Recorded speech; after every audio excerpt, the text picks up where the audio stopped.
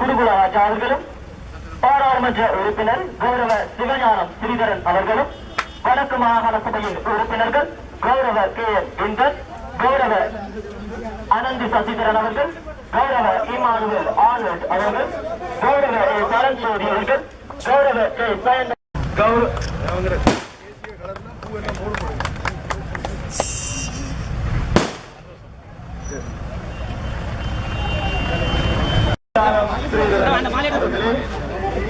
கௌரவ வடமாகாண சபையின் உறுப்பினர்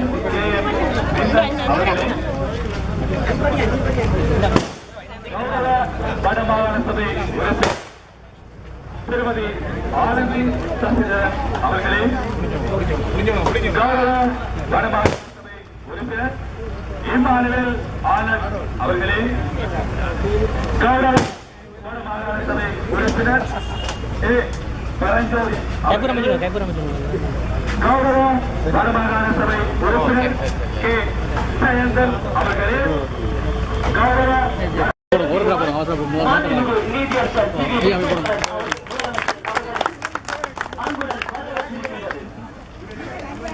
அவர்களோடு இணைந்து வடக்கு மாகாண சபையின் கூட்டுறவு விவசாய அமைச்சர் அவர்களும், வடக்கு மாகாண சபையின் உறுப்பினர்கள் கௌரவ KM அவர்கள், கௌரவ அனந்தி சசிதரன் அவர்கள்,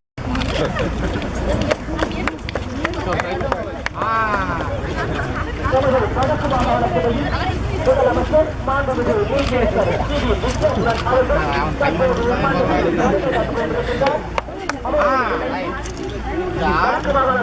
கூட்டுறவு விவசாய அமைச்சர் கௌரவ ஐங்கரநேசன் அவர்களும்,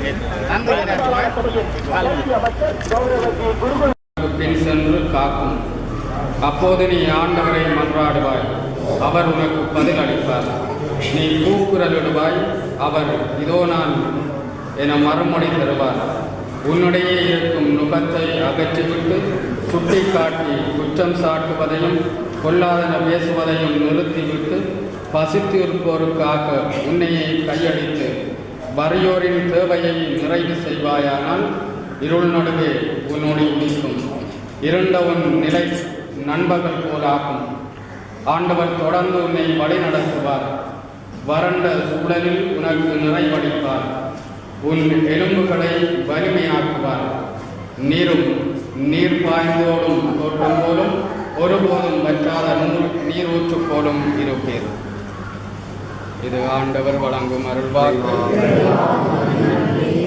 நம் ஆண்டவர் இயேசு கிறிஸ்து நமது வலுப்புற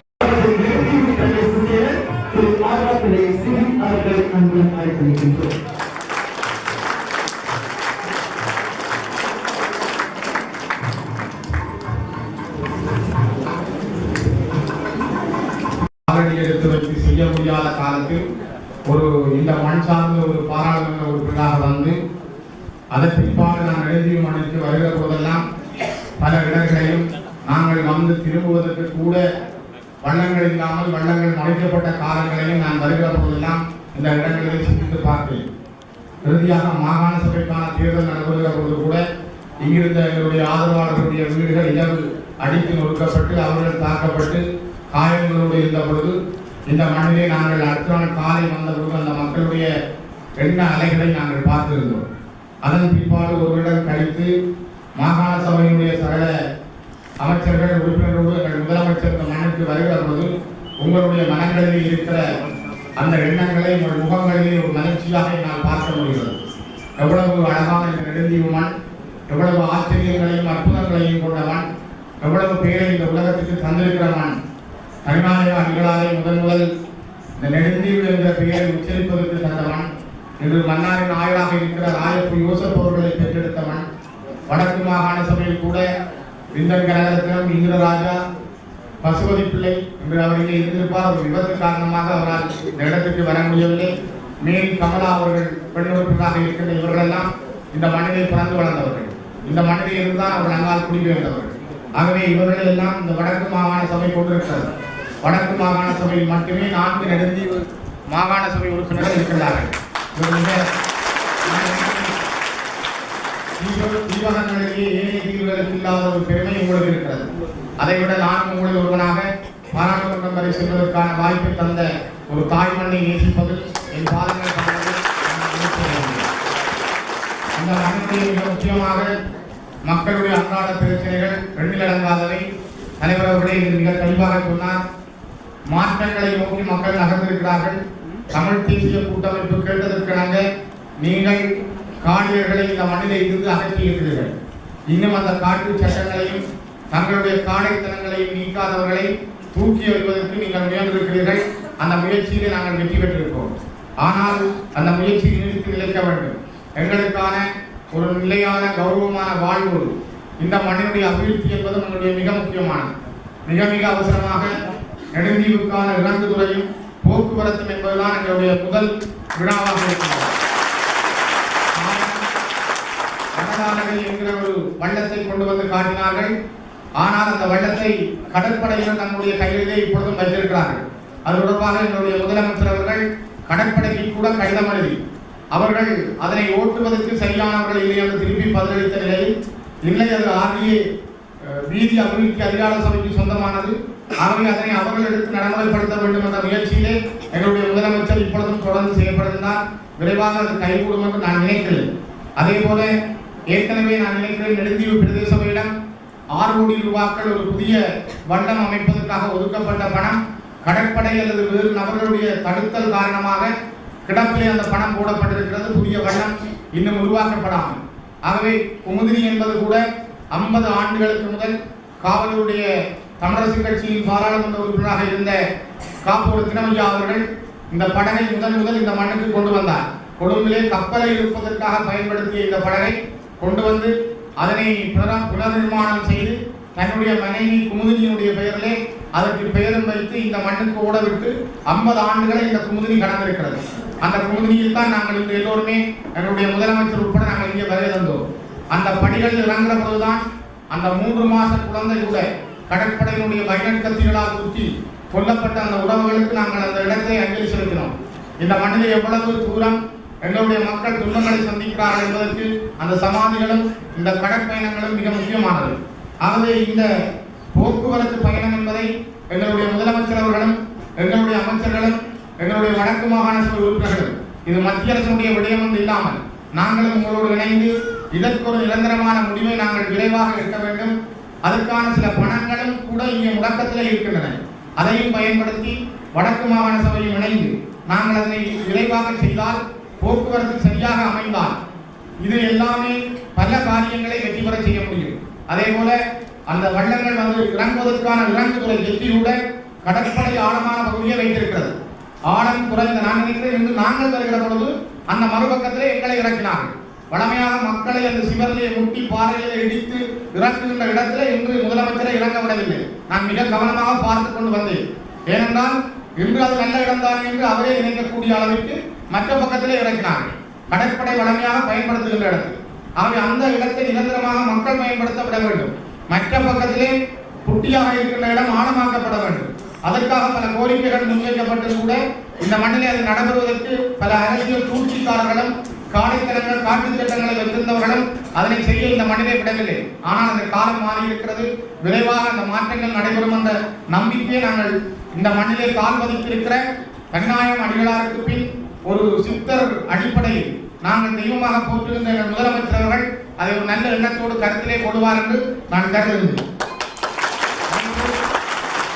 இந்த மண்ணிலே வைத்தியசாலையினுடைய விடயம், இங்கிருந்து ஒருவரை ஒரே ஒரு வைத்தியசாலைக்கான ஆம்புலன்ஸ் போட்டிருந்தாலும் கூட இங்கே ஒரு வைத்தியருக்காக ஏற்படுகின்ற பிரச்சனையை, ஒரு நோயாளிக்கு ஏற்படுகின்ற பிரச்சனையை உடன் இடம் மாற்றுவது என்பதற்கு இந்த வைத்தியசாலை மிக மிக முக்கியமாக ஒரு ஆதார வைத்தியசாலையாக இருக்கின்ற இந்த வைத்தியசாலையுடைய தரமும் செயல்பாட்டுக்கும் ஒரு நிரந்தரமான வைத்தியம் நியமிக்கப்பட வேண்டும். இங்கே எங்களுடைய வைத்தியரையா அவர்கள் இந்த மேடையில் இருக்கின்றார்.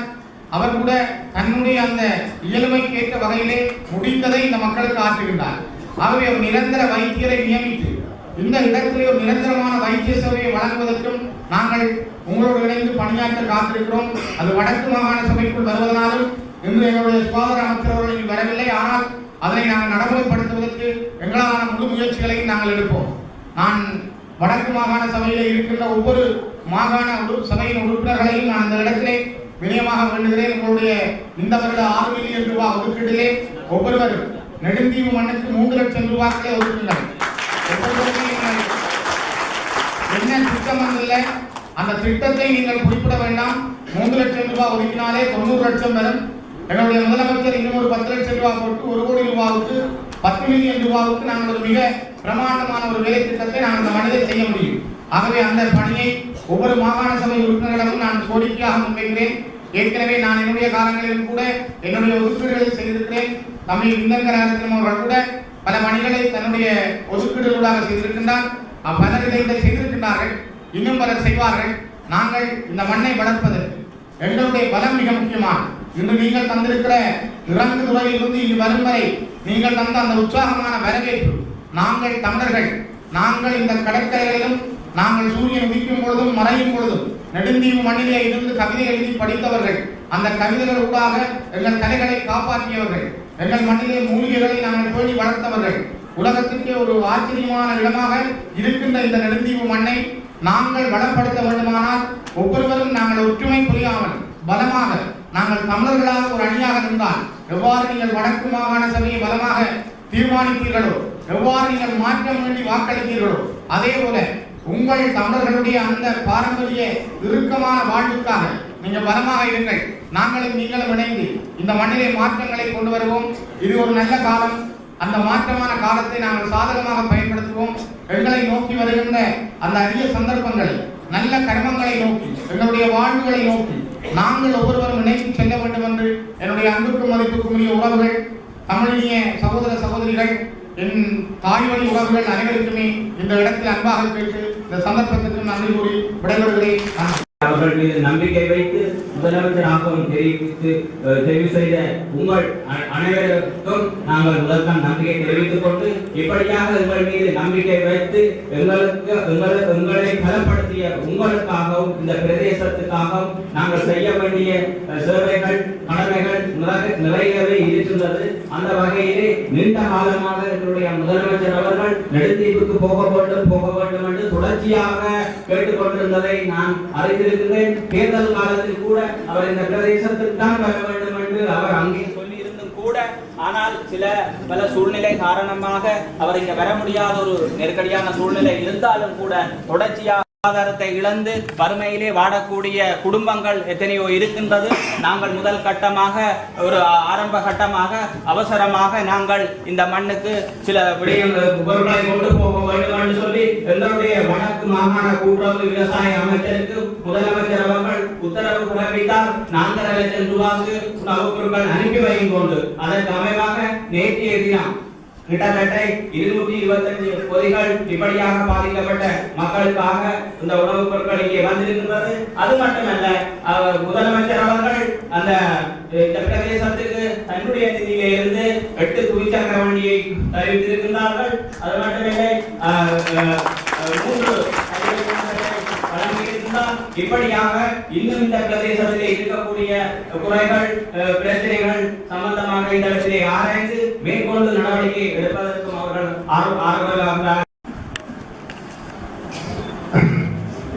முன்னர் கூறியது போன்று நெடுந்தீவு பயணம் நீண்ட கால தாமதத்தின் பின்னர் நடைபெற்றுள்ளது. பல தடவைகள் நெடுந்தீவு வர வேண்டும் என்ற எண்ணம் ஏதோங்கினாலும் ஏதாவது தடங்கல்கள் வந்து கொண்டிருந்தன. ஆனால் மக்களை சந்திக்கும் எனது இந்த நிகழ்வில் முதலில் நெடுந்தீவில் இருந்துதான் நான் தொடங்குவேன் என்று திடசங்கற்பன் கொண்டபின் வருவது இலகுவாக இருந்தது.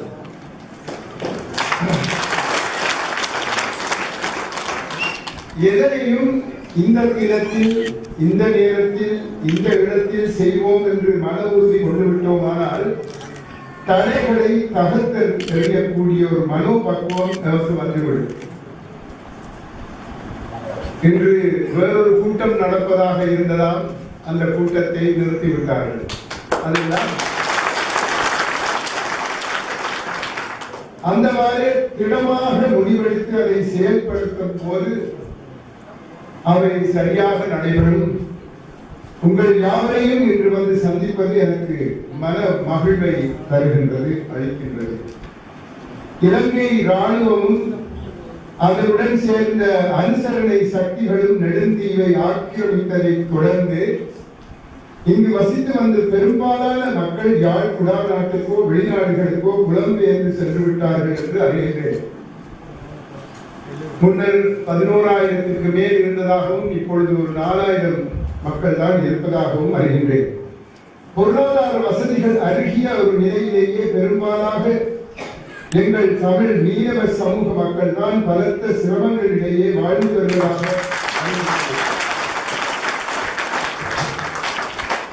பல அடிப்படை வசதிகள் அவர்களுக்கு பெற்றுக் கொடுக்கப்படவில்லை என்று அறிந்தேன். அதனால்தான் கிறிஸ்துமஸ் தாத்தா வருவது போல் சில பல பரிசு பொருட்களை வாகனங்களில் சுமந்து கொண்டு வந்துள்ளோம். அவற்றை உங்களுக்கு கையளிப்பார்கள். ஆனால் உங்களுக்கு தேவையானது எவ்வளவோ இருக்கின்றது.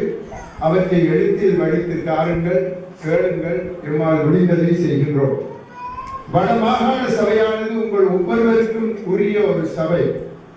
அதில் அரசு நடத்தும் கட்சி எதிர்கட்சி என்று பாகுபாடு கிடையாது. எதிர்கட்சியினர் வென்ற இடங்களையும் நாங்கள் ஒரே மாதிரியாகத்தான் அபிவிருத்தி செய்து வருகின்றோம். ஏனெனில் எதிர்கட்சியினரும் எங்கள் சொந்த உறவுகள் தான். கட்சியை காட்டி கல்நெஞ்சர்களாக மாற இடமளிக்க கூடாது. முஸ்லிம் மக்கள் மலையக மக்களிடையே நான் ஒன்றை அவதானித்துள்ளேன். ஒரு சகோதரர் ஒரு கட்சியிலும் இன்னொருவர் இன்னொரு கட்சியிலும் இருப்பார்கள். யார் வந்தாலும் சகோதரர்கள் தங்கள் குடும்பங்களை பார்த்துக் கொள்வார்கள். நாங்களோ கட்சிக்காக காலைத்தலங்களில் ஈடுபட பின்னிக்க மாட்டோம். இந்த நிலை மாற வேண்டும். தத்தமது இடங்களை அபிவிருத்தி செய்ய எதிர்கட்சியினருக்கும் எனக்கு வழங்கப்படும் அதே தொகைதான் வழங்கப்பட்டுள்ளது. எனது அருமை தம்பிமார்கள் விந்தன் கனகரட்னம், கஜதீபன், ஆனோல்ட் ஆகிய உறுப்பினர்கள் ஒரு சில நாட்களுக்கு முன்னர் அனலை தீவு வந்திருந்தார்கள். பாராளுமன்ற உறுப்பினரும் எனது நண்பருமான திரு ஸ்ரீதரன் அவர்களும் வந்திருந்தார்கள். இவர்கள் யாவருக்கும் உங்கள் எல்லோர் மீதும் விசேட வாஞ்சை ஒன்று உள்ளது என்பதை நான் அறிந்து கொண்டேன்.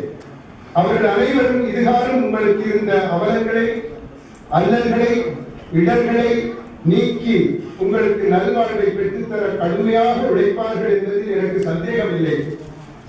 அவர்கள் அவ்வாறு உழைக்காவிட்டால் தட்டி கேட்பது என்னுடைய பொறுப்பு. உங்கள் தீவு மிக அழகான ஒரு தீவு, பல வளங்களை கொண்ட தீவு.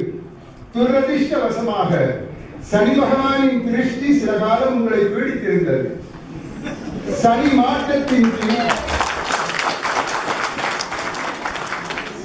மாற்றத்தின் பின் விடிய தொடங்குவதை நாம் அவதானிக்கலாம். சனி மாற்றம் முக்கியமாக உங்களுக்கே நன்மைகளை கொண்டு வந்துள்ளது என்பது எனது கணிப்பு. எங்கள் மாகாண சபையின் மக்களை சந்திக்கும் தொடர் நிகழ்வின் முதல் பார்வையே உங்கள் மீதுதான் படர்ந்துள்ளது. அடுத்துத்தான் வலிகாமம் வழக்கு, மருதங்கழனி போன்ற இடங்களை பார்வையிட்டு மக்கள் நிலை கேட்டறிய உள்ளோம். இந்த தீவானது பல மருந்து மூலிகைகள் செழித்து வளரும் மாமலை வனம் என்று மன்னன் செகராஜசேகரன் காலத்தில் அழைக்கப்பட்டது. இங்கு அந்நியர் ஆட்சிக்கு முன்னர் ஆண்ட வெளியரசரின் கோட்டை இருப்பதாக அறிகின்றேன். அது நெடுந்தீவின் வடமேற்கு கரையில் இருப்பதாகவும் அறிகின்றேன். அப்பேற்பட்ட சரித்திர பிரசித்தி பெற்ற கோட்டையை எமது சுற்றுலா அமைச்சு ஏற்று ஏதேனும் புனர் நிர்மாண பணிகளில் ஈடுபட சட்டத்தில் இடம் இருக்கின்றதா என்பதை எமது சுற்றாடல் அமைச்சின் அனுசரணை பிரதிநிதி திரு கஜதீபன் அவர்கள் ஆராய்ந்து பார்ப்பார் என்று நம்புகின்றேன். சில விடயங்கள் எங்கள் அதிகாரத்திற்கு அப்பாற்பட்டது என்ற காரணத்தினால்தான் இவ்வாறு கூறினேன். இதனை விட மேலும் நெடுந்தீவு கோட்டை, மாவரைத்துறை போன்றவையும் பாதுகாத்து பயன்படுத்தப்பட வேண்டியவை. மாவரைத்துறை முகத்தில் வெளிச்ச வீடு இன்றும் இரவில் ஒளி வீசி பயன்படுத்திக் கொண்டிருப்பதாக அறிகின்றேன். உண்மையோ தெரியாது. மேலும் சுற்றுலா என்று கூறும்போது நிலவிற்கு வருவது கட்டை குதிரைகள். ஒன்னாம் காலத்தில் இந்த கட்டை குதிரைகளும் கோவல் கழுதைகளும் இங்கு கப்பல்களில் வருவிக்கப்பட்டன என்று கூறுகிறார்கள். குதிரைகளை தீவுக்கு வெளியே கொண்டு செல்வதற்கு தடை உண்டு.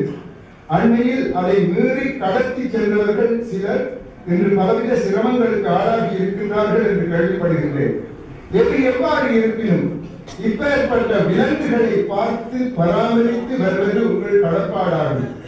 உங்கள் தீவை நினைவுபடுத்தும் அளவுக்கு அவை இன்று பிரசித்தி பெற்றுவிட்டன என்பதை மறவாதீர்கள்.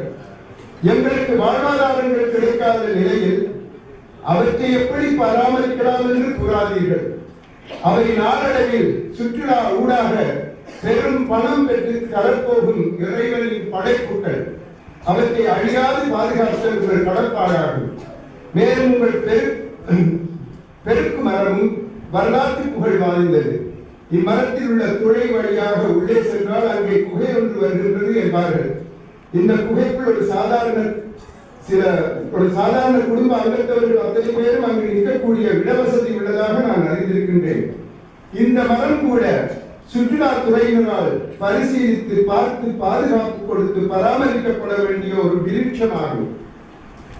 கதிர்காமத்தில் தெய்வானை அம்மன் ஆலயத்தின் முகப்பில் ஒரு பெரிய விருட்சம் ஒன்று இருந்தது. பெரிய ஒரு மரம், மிகவும் பருத்த அத்திவாரத்தை கொண்ட மரம் அது. 1000 வருடங்களுக்கு மேற்பட்ட விருட்சம் என்றார்கள். 1980ஆம் ஆண்டுகளில் கதிர்காம ஆலயத்தை சுற்றி மதில் கட்டுவது என்று தீர்மானிக்கப்பட்டு இந்த மரத்தையும் எவரோடும் கலந்து ஆலோசிக்காமல் அப்படியே வெட்டி அழித்து விட்டார்கள். யார்? அரச அலுவலர்கள். பின்னர் தான் அவர்களுக்கு தெரிந்தது அந்த மரத்தின் பெருமையும் தொன்மையும். பல புகழ்பெற்ற ஞானிகள் முனிவர்கள் 2000 ஆண்டுகளுக்கு முன்னரே அங்கு வந்து தவம் இயற்றிய ஒரு புண்ணிய விருட்சம் அந்த விருட்சம் என்று அறிந்து கொண்டார்கள். அறிந்து என்ன பயன்? அந்த அறிவு மரத்தை வெட்ட முன் வந்திருக்க வேண்டும். எதையுமே அது எம்முடன் இருக்கும் போது நாம் பொருட்படுத்துவதில்லை. அது இல்லாமல் போனபின் அல்லது இனம் தெரியாத மற்றவர்கள் கூறிய பின்னர் தான் அவற்றின் பெருமையை உணர்ந்து கொள்கின்றோம். உங்கள் பெருக்கு மரமும் வரலாற்று புகழ் வாய்ந்தது என்பதை மறந்து விடாதீர்கள். மேலும் டச்சு காலத்து குதிரை லாயங்களும் பாரிய காலடி போன்ற இயற்கையான அமைப்பும் மக்கள் பார்வைக்காக விடக்கூடிய இடங்கள். இவை புனர் நிர்மாணம் செய்து மக்கள் பார்வைக்காக விடப்பட வேண்டும் என்று கருதுகின்றேன். வருங்காலத்தில் இது நடைபெறப் போவது திண்ணம் என்று கூறி வைக்கின்றேன். வடமாகாணம் சுற்றுலாத்துறையை அபிவிருத்தி செய்ய வேண்டிய காலம் கனிந்து வருகின்றது. எமது சுற்றுச்சூழலை நாங்கள் வித்தியாசமான ஒரு சுற்றாடலுக்கு உட்படுத்த வேண்டும். பாரிய சுற்றுலா ஹோட்டல்கள் நிர்மாணிப்பதிலும் பார்க்க கபானா போன்ற குடிசைகளை எமது பாரம்பரியத்திற்கும் சுற்றாடலுக்கும் தட்பவெட்ப நிலைக்கும் ஏற்றவாறு நவீன உள்ளக வசதிகளுடன் கட்டுவதுதான் சிறந்தது. அதற்குரிய கட்டுமானங்கள், கலவைகள் போன்றவை உள்ளூரில் இருந்தே பெற வழிவகுக்க வேண்டும். உணவு உறங்கு வசதிகள் கொண்ட விடுதிகள் கட்ட பலரும் முன்வருவார்கள். ஆனால் கட்டும் பணிகளிலும் அவற்றை நடத்தும் பணிகளிலும் எமது உள்ளூர் மக்களே அல்லது வடமாகாண மக்களே ஈடுபட வேண்டும் என்பது நமக்கு நிபந்தனையாக இருக்க வேண்டும். வெளியில் இருந்து வருபவர்கள் எங்கள் சுற்றுச்சூழலை பாவித்துவிட்டு பெருவாரியான வருமானங்களை வெளியில் எடுத்து செல்லவிடாது எமது நிபந்தனைகள் அமைய வேண்டும். இதனை எமது பரிபாலிக்கும் அலுவலர்களுக்கு சொல்லி வைக்கின்றேன். தன்னினம் நாடி புசிப்பவர்களை கனிவர்கள் என்று ஆங்கிலத்தில் கூறுவார்கள். அச்சொல்லை தன்னின புசிப்பாளர்கள் என்று நாங்கள் கூறலாம்.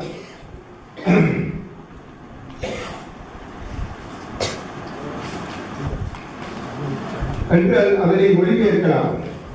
எம்மிடையே வந்து எமக்கு உதவி செய்வது போல் செய்துவிட்டு பெருவாரியான எங்கள் வளங்களை சுருட்டி கொண்டு செல்லும் செயலை கனிமலைசேஷன் என்று ஆங்கிலத்தில் கூறுவார்கள். அவ்வாறான நடவடிக்கைகளுக்கு அலுவலர்களாகிய நீங்கள் இடம் கொடுக்க கூடாது என்று உங்களை கேட்டுக்கொள்கின்றேன். வடக்கு கிழக்கு இப்பொழுது திறக்கப்பட்டு விட்டது. கிடைத்தலை சுருட்டுவோம் என்ற எண்ணத்தில் பலர் வருவார்கள். எமது சபையுடன் கலந்தாலோசித்து நடவடிக்கைகளில் ஈடுபடுங்கள் என்று கூறி வைக்கின்றேன். இனி வருங்காலம் எமது மக்களின் காலம், கட்சிகள் காலம் அல்ல. எம் மக்கள் தான் எம் கட்சி. அவர்கள் நலமே எமது குறிக்கோள் என்ற பாணியில் அலுவலர்களாகிய நீங்கள் நடந்து கொள்வீர்கள் என்று நம்புகின்றேன். உங்களை போன்ற அலுவலர்கள் என்னிடம் ராணுவத்திடம் கையளிக்க கோரிய கோரிக்கைகளை அவற்றின் கோப்புகளை அனுப்பி வைத்ததால் தான் நான் அவர்கள் கோரிக்கையை மறுக்கக்கூடியதாக இருந்தது. மக்கள் மத்தியில் ராணுவத்திற்கு இடமில்லை என்பது எனது கருத்து. அண்மையில் சில எழுத்து பொறிப்புகள் மத்திய கலாச்சார நிதியத்தின் கடலோர தொல்பொருளியல் அலகினால் அடையாளம் காணப்பட்டது என்று அறிகின்றேன். இவை யாவும் வருங்காலத்தில் வெளிநாட்டு மக்களை உங்கள் அண்டை அழைத்து வரப்போகும் சாதனங்கள், சாட்சி பொருள்கள். அதை நீங்கள் மறக்கக்கூடாது. ஒன்னாந்த காலத்து கலாச்சார எச்சங்கள் பல இங்கு காணப்படுகின்றன. ஒன்னாந்த கால எச்சங்களுக்கான நெதர்லாந்தில் இருந்து மக்கள் வந்து செல்கின்றார்கள்.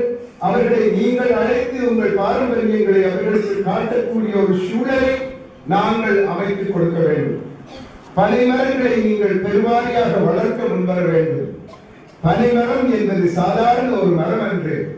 அதனை கற்பகத்தரு என்பார்கள். கேட்டதெல்லாம் வளர்க்கக்கூடியது அந்த கற்பகத்தரு என்ற சொல்லினுடைய பொருள். என் மாமனார் கொழும்பில் ஒரு வீடு கட்டினார். அவருக்கு பனைமரம் மீது அலாதியான மதிப்பு. யாழ்ப்பாணத்தில் இருந்து 60-70 வருடங்களுக்கு முன்னர் பனைமர குட்டிகளை வரவழைத்து அவற்றை கொண்டு தீராந்திகள் செய்து வீட்டை கட்டினார். அவர் சில காலத்தின் பின்னர் இறந்ததும் எனது மாமியார் ஆஸ்திரேலியா செல்வதற்காக தனது வீட்டை விட்டார்.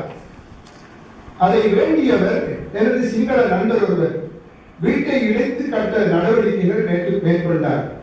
என்னை ஒரு நாள் கூப்பிட்டு அந்த தீராந்திகளை எனக்கு காட்டினார். 60 வருடங்களுக்கு பின்னர் இந்த பனைமர தீராந்திகளை எந்த ஒரு கரையானோ புழுவோ எதுவுமே கிட்ட நெருங்கவில்லை பார்த்தீர்களா என்று வியப்புடன் கூறினார். புதிதாக போட்டது போல் இருந்தன அந்த தீராந்திகள். ஆகவேதான் கூறுகின்றேன், பனை மரங்கள் கற்பக தருக்கள். அவை தானாக வளர விடாமல் திட்டமிட்டு நீங்களே வளர்த்து வாருங்கள். உங்கள் குழந்தைகள் அவற்றின் பயனை பெறுவார்கள். எனவே இன்று இந்த நெடுந்தீவு பயணம் எங்கள் யாவரையும் மகிழ்ச்சியில் ஆழ்த்தியுள்ளது. உங்களுடைய ஈடுபாடும் எமக்கு நீங்கள் தந்த வரவேற்பும் மனதிற்கு இதமாக இருக்கின்றது. இனியும் நீங்கள் விடுபட்ட ஒரு சமூகமாக உங்களை எண்ண வேண்டாம். எம் உறுப்பினருடன் தொடர்பு கொள்ளுங்கள், எம்முடன் தொடர்பு கொள்ளுங்கள். உங்கள் வாழ்வை வசந்தமாக்க நாங்கள் காத்து நிற்கின்றோம். பணம் ஒரு பிரச்சனை தான், ஆனால் மனம் இருந்தால் பணமும் வரும், குணமும் மாறும். நான் குணம் என்று கூறியது இதுவரை காலம் உங்களை ஆட்டி படைத்தோரின் குணத்தை. என்னை ஏற்று உபசரித்த உங்கள் அனைவருக்கும் எனது நன்றிகள். குறித்தாக